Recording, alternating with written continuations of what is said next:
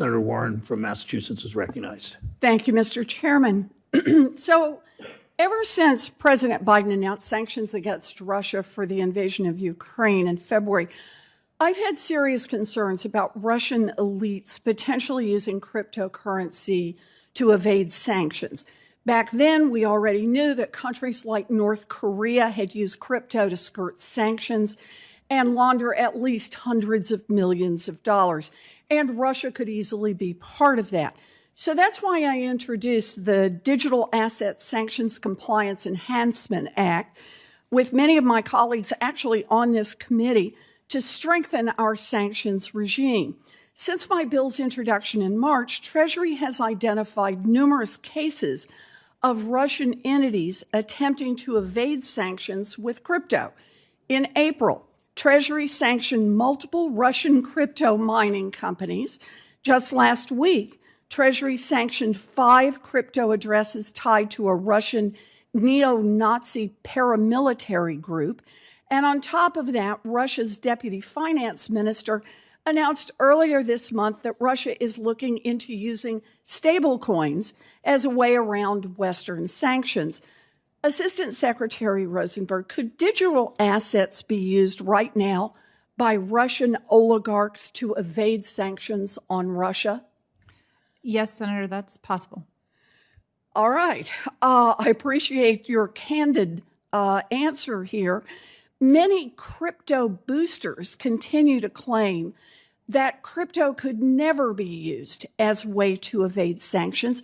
Despite the evidence to the contrary, they say that because blockchain is transparent, anybody can see where the tokens are moving, so no problem here. Now, obviously, we know there are problems. A whole industry has popped up to create tools for illicit actors to tangle or hide the trail of crypto transactions. One of these tools is called a mixer, which pools funds with the explicit purpose of hiding the origins of the funds. In fact, one report estimates that so far this year, nearly a quarter of all funds sent to mixers came from illicit actors.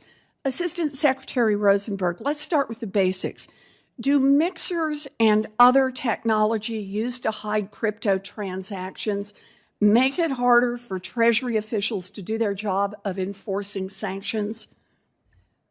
Anonymity-enhancing technologies such as mixers that you mentioned are indeed a concern for understanding the flow of illicit finance and getting after it. It is true that what you note that on a public blockchain, it is possible to trace the source of money and where it's flowing. The detractor from that would be anonymity-enhancing technologies. That's right, like these mixers.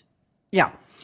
So that's why I was glad to see last month that Treasury sanctioned Tornado Cash, a mixer used by a North Korea-linked hacking group to launder nearly $500 million. Earlier this year, the mixing service Blender was sanctioned for laundering funds for Russian and North Korean groups. Now, some in the crypto industry are furious over these sanctions, and they're fighting to have the chance to keep right on laundering money. Some downplay, some even lie about the risks associated with their products. One of the industry witnesses who testified before this committee earlier this year claimed that mixers don't make it easier for illicit actors to hide their transactions. Well, that was clearly wrong. Tornado Cash alone has been used to launder over $7 billion, with nearly 30% of its current business tied to illicit actors. Even so, Coinbase, the largest U.S.-based crypto exchange, is now bankrolling a lawsuit against Treasury for its work to sanction these mixers. So, Assistant Secretary Rosenberg, will sanctions against mixers like Tornado Cash help strengthen our sanctions regime against Russia and other illicit actors? Thank you, Senator. Sanctions, such as the one that you've noted, when they can serve as a deterrent to any criminal that would seek to use a mixer in order to launder their funds, the funds of the proceeds of corruption or other criminal activity. That's an effective avenue we can use in order to signal that we cannot tolerate money laundering. So whether that's for a Russian criminal actor, an Iranian, a North Korean, or wherever they may come from. Well, I appreciate that. You know, one thing I've learned over the past couple of years is when the crypto boosters cry the loudest, you're probably onto something. If crypto has nothing to hide on money laundering for oligarchs or drug lords or tax evaders, then they shouldn't mind a little transparency.